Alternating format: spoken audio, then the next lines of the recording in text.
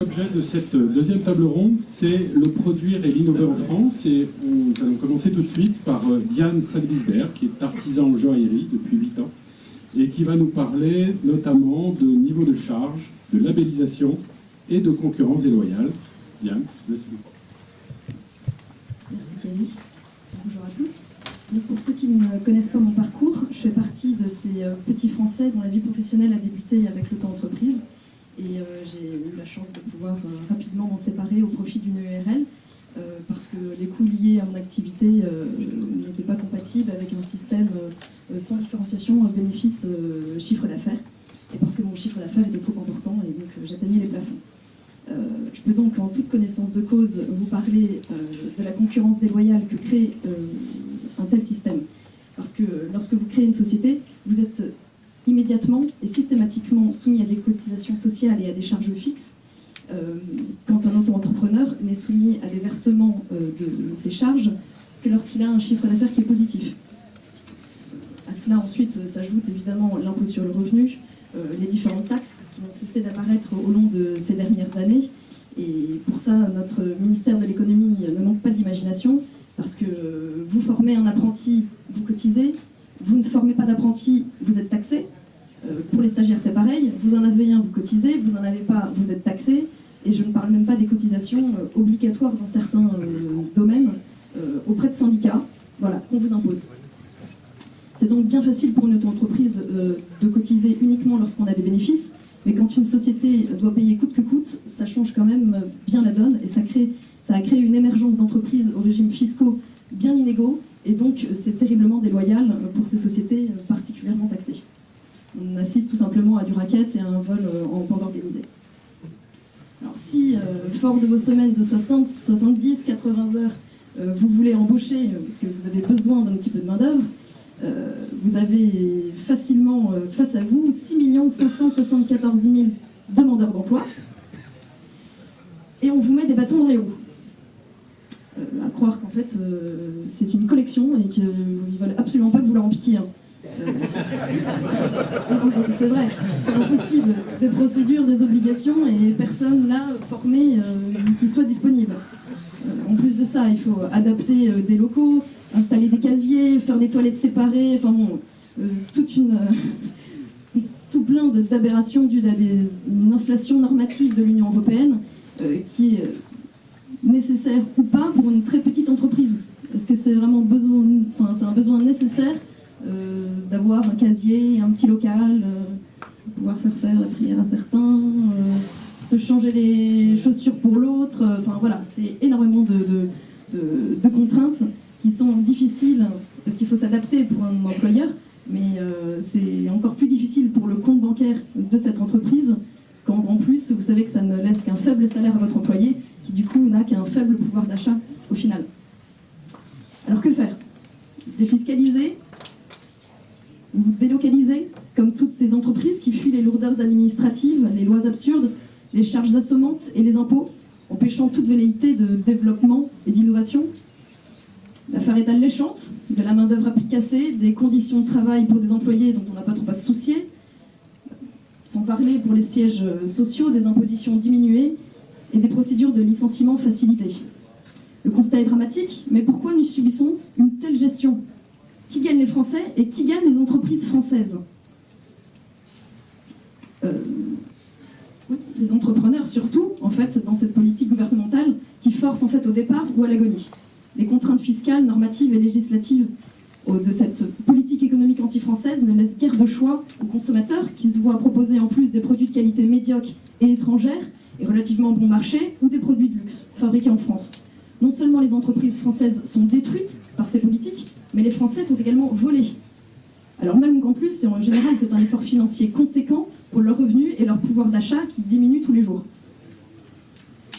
Moi, je fabrique artisanalement des bijoux, c'est-à-dire à la main, c'est 100% français, et je suis confrontée tous les jours à des bijoux de mauvaise qualité et à une incompréhension de ces clients de ces bijouteries sans scrupules et qui est tout à fait légitime. Alors pourquoi n'allégeons-nous pas des cotisations sociales en rétablissant la balance économique par une taxation plus importante, en fait, des importations de biens qui sont fabricables en France, tout simplement. Nous avons un patrimoine, Un savoir-faire qui est bradé tous les jours par des multinationales qui délocalisent leur production au profit de pays qui n'hésiteront pas à faire travailler des enfants et des machines pour revendre à prix d'or, sans mauvais jeu de mots, des bijoux d'une qualité douteuse sous le patronyme et le poinçon bien français. Où sont les lois qui protègent notre patrimoine culturel? Où sont les avantages aujourd'hui à produire encore français? Il faut absolument protéger ce savoir-faire en le conservant en France et en encourageant une formation dans ces niches. Est-ce que vous savez aujourd'hui que l'orfèvrerie, donc un beau fleuron de l'industrie française, est menacée par des normes imposées par notre première instance dirigeante, donc Bruxelles, parce que l'avenir de cette argenterie est compromise par une bande de possédés qui estime qu'il peut être dangereux de porter à sa bouche une cuillère trop chaude si celle-ci est restée pendant 2 heures dans un liquide à 70 degrés. Alors bon, ils ont bien la chance de pouvoir passer autant de temps à table, ces gens, mais moi, en attendant, je travaille.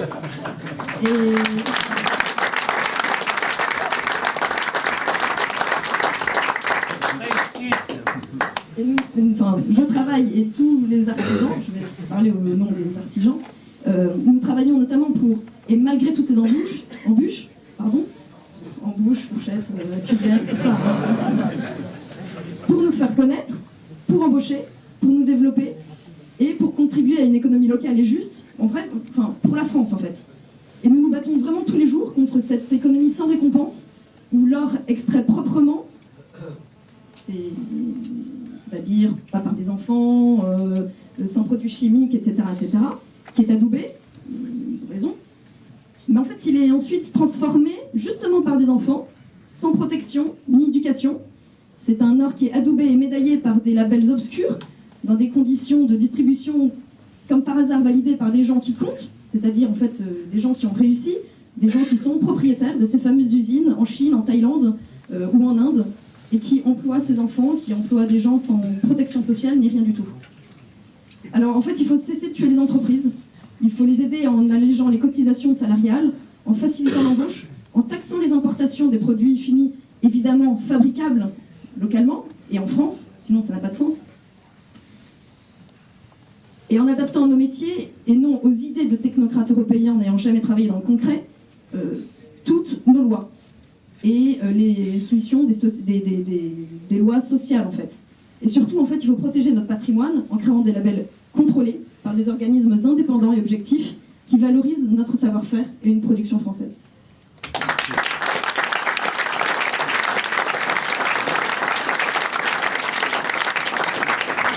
Merci beaucoup Diane. Nous avons bien saisi la sincérité vécue de tes propos et c'était un plaisir. Maintenant, Éric Chabert va prendre la parole. Éric est entrepreneur dans le secteur du numérique. Et Éric va nous parler de souveraineté numérique, qui n'est pas un vain mot, et d'innovation. Éric, je te laisse ces quelques minutes. Merci Thierry. Chers amis, merci de me donner l'opportunité d'intervenir sur un sujet aussi majeur pour la croissance et l'avenir de notre pays que celui du financement de l'innovation et de la notion de souveraineté numérique. Alors savez-vous ce qu'est une licorne? Dans le langage des startups du numérique, une licorne est une société qui est valorisée à plus de 1 milliard de dollars et qui appartient toujours à des investisseurs privés. Les licornes sont les marqueurs de la bonne santé d'une économie de l'innovation. Alors j'ai envie de dire, je veux bien qu'on était dirigé par des bisounours ces dernières années, mais au pays des bisounours, on aurait dû voir bien plus de licornes. Si dans le monde, on compte environ 150 de ces fameuses licornes, en France, on n'en compte malheureusement que 4 ou 5. Que je nomme Blablacar, venteprivée.com, Criteo, Sigfox ou OVH. Alors, comment la France peut-elle s'affirmer comme la 5e puissance mondiale si elle ne peut posséder un écosystème d'innovation puissant et dynamique? Comment la France peut-elle avoir une véritable souveraineté numérique lorsque les GAFA, Google, Amazon, Facebook, Apple, totalisent l'entière population française en termes de visiteurs uniques chaque mois? Nous ne pouvons accepter d'avoir perdu la bataille des autoroutes de l'information. Nous ne pouvons nous résigner à n'être qu'une colonie numérique au profit de puissances étrangères. La France doit devenir la championne industrielle des nouvelles technologies, alors que s'annoncent les nouveaux défis de notre temps, que sont les robots, l'intelligence artificielle, la révolution des transports autonomes, les biotech, les fintech avec la blockchain, l'Internet des objets, l'industrie 4.0 qui est l'industrie intelligente. Mais il existe un paradoxe. Nous avons de bonnes idées, nous avons des talents excellents, nous avons les meilleurs ingénieurs, nous avons même 94 startups là dans le classement Fast 500 en 2016, mais nous n'arrivons pas assez bien à en faire des industries pérennes. Alors la première des actions à faire est de mieux encore financer l'innovation pour qu'il y ait encore plus de startups et encore plus de chances d'en faire des industries. Certaines initiatives prises par le passé vont dans le bon sens.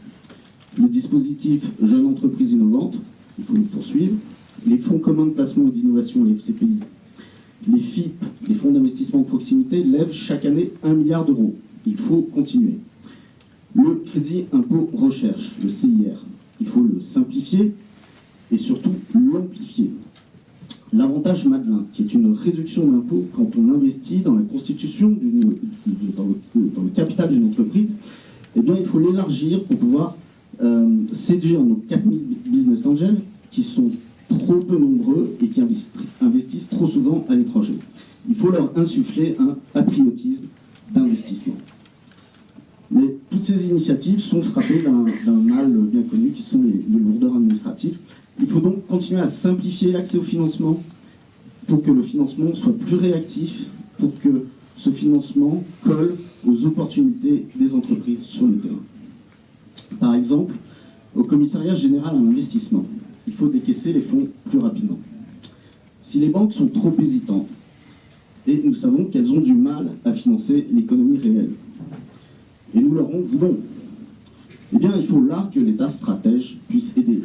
Puisque le financement participatif fonctionne bien, il faut pouvoir proposer aux prêts de la BPI que les prêts de la Banque publique d'investissement puissent s'adosser aux plateformes de financement participatif.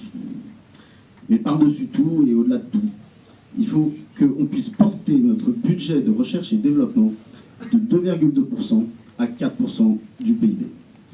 Et il faudra bien sûr sanctuariser ce budget, car la R&D produit des effets sur le long terme. L'effort doit être constant. La R&D ne peut pas souffrir d'instabilité. Là, en mai dernier, en mai 2016, 8 prix Nobel français ont qualifié les coupes budgétaires de notre R&D de véritables suicides industriels et scientifiques. Alors, on a été dirigé par des bisounours, mais en plus ces bisounours sont suicidaires. Donc, dans cette période de croissance faible, l'innovation est le moteur primordial de la croissance. La grandeur de la France doit s'appuyer sur le socle d'une économie performante tirée par l'innovation. Si les acteurs économiques retrouvent la confiance, alors le meilleur viendra à nous.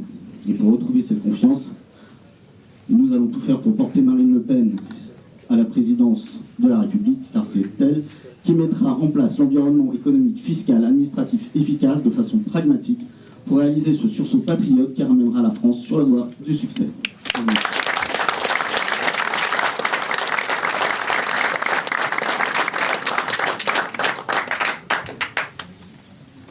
Donc, Thierry Perret, je suis entrepreneur dans le domaine de la communication et secrétaire général du collectif Croissance Bleu Marine. Et je vais vous parler des enjeux de relocalisation. Je vous ai prévenu hier que j'avais du mal avec ce mot. Réussi. Alors, vous le savez, l'industrie française et même les services ont fortement délocalisé ces dernières années. Et il faut savoir que chaque année, certes, une dizaine d'entreprises relocalisent en France, alors que 6 fois plus délocalisent. La perte nette est évidemment importante et des millions d'emplois ont ainsi été perdus, détruits en France depuis une décennie. Alors cela dit, il existe de belles histoires, des histoires vraies. Prenons l'exemple de la société Zodiac, que vous connaissez sans doute, et de sa division bateau pneumatique.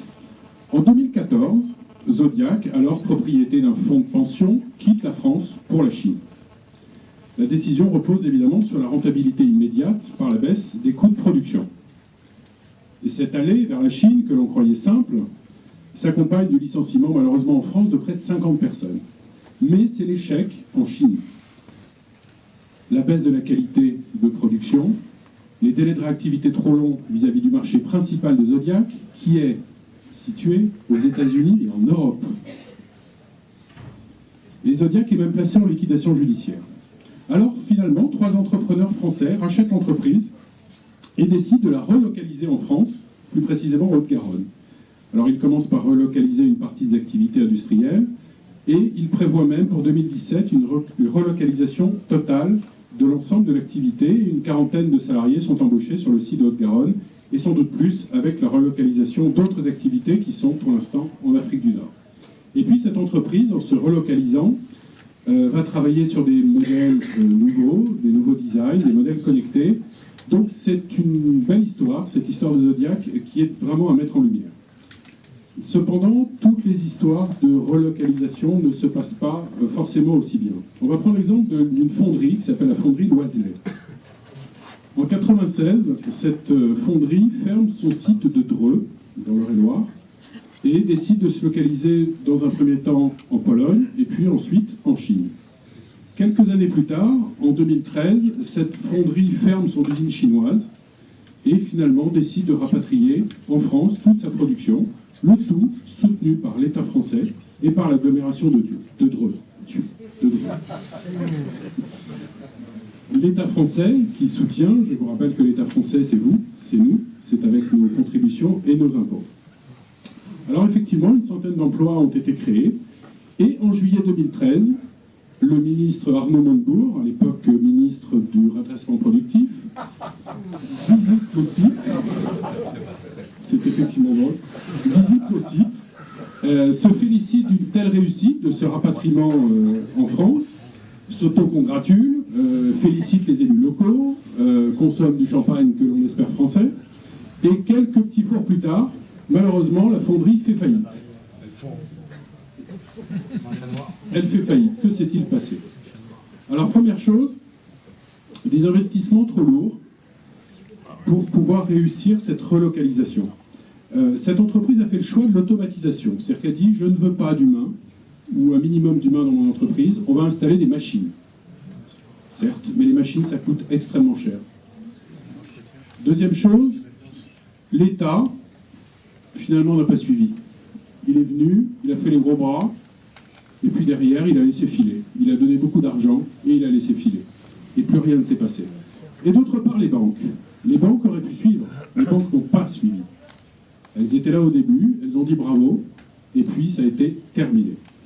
Alors, cette entreprise était en train de, comme vous comprenez, en train de péricliter suite à ces différentes erreurs stratégiques.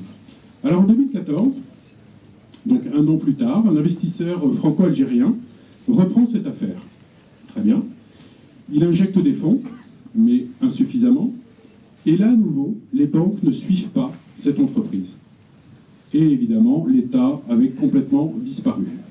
Et bien, un an plus tard, été 2015, la liquidation judiciaire est prononcée et les 65 salariés restants sont licenciés. Donc ni l'investisseur, ni l'État, ni les banques n'ont assumé leur rôle respectif. En résumé, cette triste histoire aura coûté beaucoup d'argent aux contribuables, c'est-à-dire encore une fois à vous, à nous. Je rappelle que lorsque un président de la République dit c'est l'État qui paye, ça ne coûte rien, c'est évidemment un pléonasme de dire que c'est une erreur gravissime. D'autant qu'est-ce que ça vient d'un président, mais voilà, donc c'est l'argent des contribuables, c'est votre argent, c'est notre argent qui a été dépensé, qui aurait pu être une très belle aventure, une très belle histoire, une belle reconquête, et qui s'est finalement retrouvé au fond du trou, avec malheureusement des gens qui sont, des dizaines de personnes qui sont retrouvées au chômage, et le tout en plus dans une région déjà bien abîmée par la désertification industrielle et des services. Alors, comment favoriser cette relocalisation et la relocalisation réussie? La première mesure nécessaire, vitale, évidemment, consiste à sortir des griffes de cette Union européenne, car avec cette Union européenne, aucune mesure, aucun patriotisme n'est possible. Nous devons reconquérir notre souveraineté, et ce sera un acte politique fort qui redonnera à ce mot politique son sens premier. D'abord, instaurer le protectionnisme intelligent, car en tout premier lieu, pour exister et grandir, les entreprises ont besoin de clients. Ensuite, mettre la commande d'État, qui représente plusieurs milliards d'euros chaque année, au service des entreprises de France, pour faire vivre notre économie, nos industries, nos services, et bien sûr réduire le chômage. Mettre les banques au pas pour qu'elles se consacrent enfin à l'économie réelle et non au marché spéculatif qui ne crée rien, ni emploi, ni innovation, ni perspective. Combattre évidemment le libre-échangisme et son ADN consistant à enrichir les plus riches. Et enfin, en s'engageant, l'État doit assurer le suivi du bon usage de l'argent public et avoir un regard pertinent, bienveillant. C'est l'État stratège qui est la pierre angulaire du programme du Front National.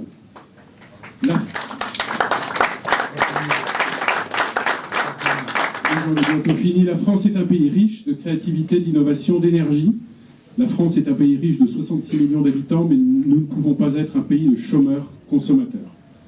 Et puis produire au plus près du lieu de consommation, c'est aussi initier un objectif fort qui est de réduire la pollution en réduisant le transport des marchandises d'un bout à l'autre du monde.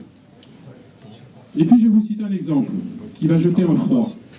Savez-vous combien de réfrigérateurs sont vendus en France chaque jour? 7000 chaque jour en France. Savez-vous combien sont fabriqués en France? 0. La plupart viennent de Chine, d'Europe de l'Est. Alors qu'en 1980, la France en fabriquait près d'1 million, soit 50% du besoin français. Alors, on continue sur cette voie? Non, évidemment. Allez, notre devoir à partir de mai prochain sera de construire notre avenir, celui de la France, et non plus de le voir passivement se dérouler face à nous. Et pour cela, nous devons être libres, libres de nos décisions, de nos règlements et de nos lois. Je vous remercie.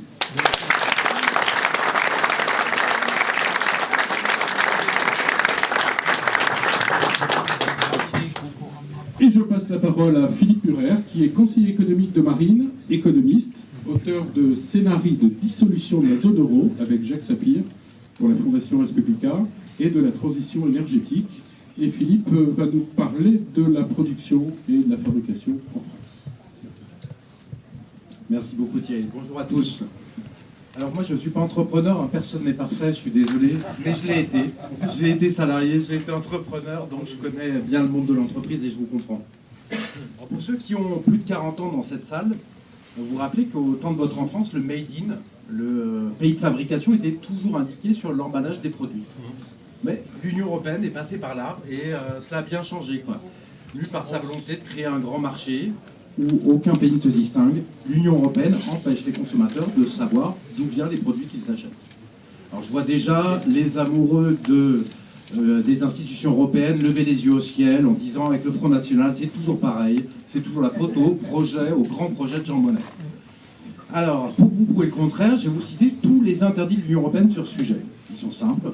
L'État français ne peut pas instaurer une mention obligatoire fabriquée en France ou fabriquée dans un pays X. Cette mention ne peut être que facultative, donc peu répandue. Il n'y a qu'une exception à cette règle de non-transparence. Il est obligatoire d'afficher le pays d'origine pour les fruits et légumes, la viande, etc. L'État français ne peut pas créer une nouvelle indication géographique protégée, sauf si ces messieurs de la Commission européenne y consentent. L'État français ne peut pas non plus financer des opérations de promotion télévisée ou autres de produits français. En effet, tout cela constitue pour la Commission européenne une distorsion de concurrence, une entrave à la sainte et libre circulation des marchandises. Quel crime et quel péché, effectivement, de vouloir ainsi signaler aux Français d'où viennent leurs productions. Hein, c'est un petit peu cela. Alors moi, je vais être très concret, ma proposition sera très simple et claire. Les produits vendus en magasin ou sur Internet doivent indiquer lisiblement où ils ont été fabriqués. Il y aura donc un drapeau bleu, blanc, rouge si le produit est fabriqué majoritairement en France, au recto de l'emballage et de grande taille, pas derrière un petit carré, quoi, qui permettra à chaque Français de l'identifier en un coup d'œil. Si le produit a été fabriqué en France à plus de 80%, vous le saurez, il y aura écrit par exemple à côté du drapeau français, fabriqué en France à 80%. Si par contre il a été fabriqué en Chine à 60% et 40% en Pologne, ça sera indiqué fabriqué en Chine à 60%, 40% en Pologne. Et puis si le fabricant, là on rentre dans d'autres considérations, il ne sait même plus où a été fabriqué les parties des produits, parce que ça arrive, et là il mettra fabriqué en point d'interrogation 20%. Comme ça, c'est l'honnêteté, ça peut être gênant pour quelques fabricants, mais c'est l'honnêteté la plus simple de dire qu'on ne sait pas d'où vient le produit qu'on est en train de vendre ou d'acheter. Donc avec l'État français, avec ses mentions, l'État français il sera loyal avec toutes les entreprises qui se démènent pour fabriquer en France, comme celle de Diane d'ailleurs. Avec ces mentions, le consommateur, il ne sera pas non plus trompé, puisqu'il saura du premier coup d'œil dans quel pays et donc implicitement sous quelles normes a été fabriqué ce produit. Et alors ce qui est amusant, c'est qu'on discutait hier avec Diane et elle m'expliquait qu'elle avait eu exactement la même idée, elle me racontait comment ça s'est dégénéré au même moment et je trouve ça rassurant que praticiens et économistes, on se rejoigne sur des idées comme ça, c'est rassurant pour nous. Voilà, concernant alors, les produits agricoles et les produits alimentaires touchant à la santé en même temps qu'à l'indépendance alimentaire du pays, nous ferons une exception. Les règles seront les mêmes, mais seuls les produits faits à 100% en France auront le droit d'utiliser le drapeau français. Voilà ce que je vous propose. L'État favorisera ainsi, comme il se doit, la loyauté et l'honnêteté au sein de la communauté nationale.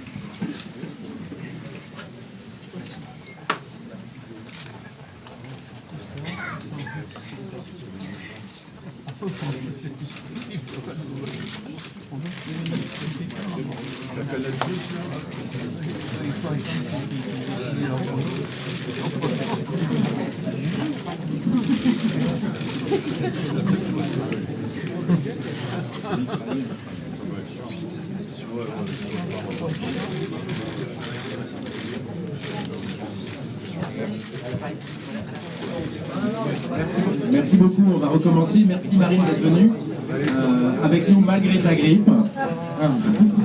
C'est un honneur d'être avec toi. Alors, j'en étais sur le point d'expliquer que chaque produit fabriqué en France aura un petit drapeau français sur l'emballage et qu'on expliquera aussi les autres pays quand c'est d'autres pays qui fabriquent le produit. Et j'expliquais que l'État favorisera ainsi, comme il se doit, la loyauté et l'honnêteté au sein de la communauté nationale. Parce que, comme le disait François Devoyer, l'économisme n'est pas tout. On remarquera d'ailleurs au passage, c'est la conclusion, que la multitude des candidats à la préférentielle qui préfèrent faire protéger de leur corps l'Union européenne plutôt que nos producteurs français pourront difficilement revendiquer leur priorité du redressement de l'industrie française. Parlons maintenant des marchés publics que vous avez évoqués. La valeur des marchés publics octroyés des entreprises de pays tiers est 10 fois plus importante dans l'Union européenne qu'aux États-Unis. En effet, l'Union européenne est la seule zone au monde qui ne favorise pas ses entreprises locales, sans doute par idéologie. Nous reviendrons bien sûr sur cette ouverture stupide et à sens unique de nos marchés publics. Parce que le bon sens et la loyauté ici aussi ordonnent que les achats publics, payés avec les impôts des Français, et je vous rejoins tous, reviennent au maximum aux entreprises et aux salariés français. Cela se fera tant que les produits français équivalents, par exemple, n'auront pas un prix supérieur de plus de 25% aux produits étrangers, et l'État français s'y retrouvera avec les cotisations sociales et impôts versés par les fabricants français. Et donc ces 25% se retrouveront facilement. On peut espérer, on peut même être sûr que la police nationale ne s'équipera plus en voiture Ford ou Volkswagen, mais plutôt en Peugeot, Renault ou Citroën, majoritairement fabriqués en France. L'armée française ne s'équipera plus en fusil allemand, comme vient de l'ordonner le gouvernement Hollande de façon tout à fait stupéfiante. Elle s'équipera systématiquement en matériel de défense fabriqué en France, dès lors que nous serons capables évidemment de fabriquer ce produit à un prix et dans un délai raisonnable. C'est la loi américaine qui est de très bon sens. Et capables, nos industriels, nos ouvriers et nos ingénieurs le sont. Avec plus de matériel de défense fabriqué en France, une plus forte recherche dans l'industrie militaire, les industries civiles, on le sait tous, bénéficieront d'essaimages et donc de fortes retombées dans les nouveaux secteurs de haute technologie. Donc en conclusion, toutes ces mesures simples et de bon sens auront de nombreux effets d'entraînement supplémentaires. Les entreprises, qu'elles soient françaises ou étrangères, auront tout intérêt à faire revenir leur fabrication en France. Cela sera pour elles un excellent moyen de promotion. Du point de vue environnemental, vu que le coût parfois plus élevé de fabriquer en France, les entreprises auront tout intérêt à fabriquer des produits de qualité qui durent plutôt que des produits jetables made in China. On remarquera enfin la cohérence du programme de notre présidente. Le passage à une monnaie nationale moins chère sera très favorable aux fabriqués en France par le fait qu'elle le rendra beaucoup plus compétitif. Les marchés publics prioritairement affectés aux entreprises fabriquant en France favoriseront l'innovation et aussi la réindustrialisation de notre pays. L'État français pourra ainsi favoriser la création de filières de technologies françaises comme celle de panneaux solaires. Si les tarifs d'achat garantis par l'État n'étaient possibles que pour les panneaux français, cela ferait belle lurette qu'une filière française puissante existerait. Et qui dit filière dans les hautes technologies d'avenir et en forte croissance dit aussi exportation. Donc c'est tout bénéfice. Mais, dernière partie, pour que les entreprises françaises investissent, se développent, embauchent, innovent, nous irons plus loin en leur donnant accès à des capitaux plus abondants. C'est obligatoire. Vous savez que Marine Le Pen veut que la finance serve l'économie réelle et non la spéculation dans les marchés financiers. C'est peut-être pour cela d'ailleurs qu'aucune banque française ne veut lui prêter pour la présidentielle. Voilà. Avec les coefficients de réserve obligatoires gérés par la Banque de France et orientant le crédit des banques vers l'économie réelle, les entreprises françaises auront enfin assez d'argent pour se développer et investir. Le problème que vous avez cité. Et en août, 32 milliards de capital risque seront mis à leur disposition, ce que je propose, soit un niveau équivalent au capital risque américain. Capital risque qui, comme tout le monde le sait, a permis le succès phénoménal de la Silicon Valley. Ça sera fait d'un trait de plume du législateur, en requérant que les contrats d'assurance vie, les 1600 milliards, soient obligatoirement investis à 2%, pas grand-chose, en capital risque ou en capital développement, dans des entreprises françaises, en échange de l'avantage fiscal. Voilà, donc pour conclure, j'espère qu'un jour prochain, sans chauvinisme aucun, le nouvel adage de notre pays sera « En France, on n'a pas de pétrole, mais les patriotes ont des idées ». Je vous remercie.